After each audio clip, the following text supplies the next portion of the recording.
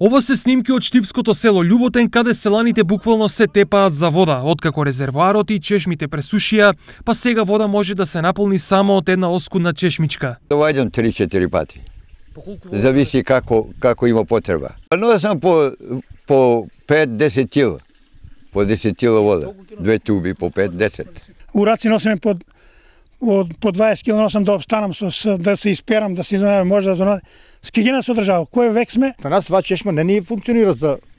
Ние треба водоот, ние немаме купател, немаме още се бајне шокорито. Кој век е во? Перална имам дома, уклучуваме на буре. Не е решение, разбираш. Состојбата дополнително лоша ја прави и самоволието на поединци од селото, кои наместо за сите, водата со пумпи ја насочувале кон сопствените ниви, обвинуваат овдешни жители. Избраниот председател од 5-6 души, не од цело село.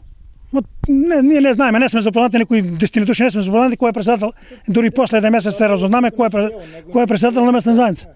Ете, дознаме го, ама не го интересира за ништо тука. Нек надокарам магарињата, да ги напомнам, нема мотор му обрче, водата качува горе, башче права, пипер продава.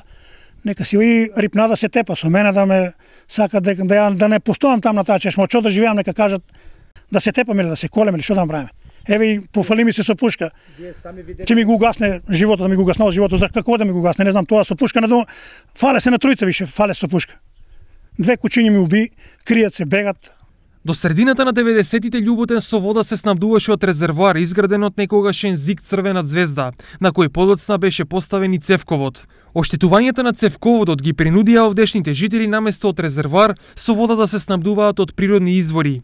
Но годинашнава суша издашноста е намали на минимум, со што почнаа и проблемите за сите. Па сега повторно се размислува за активирање на одамна напуштениот резервоар, зашто е потребна и помош од надлежните.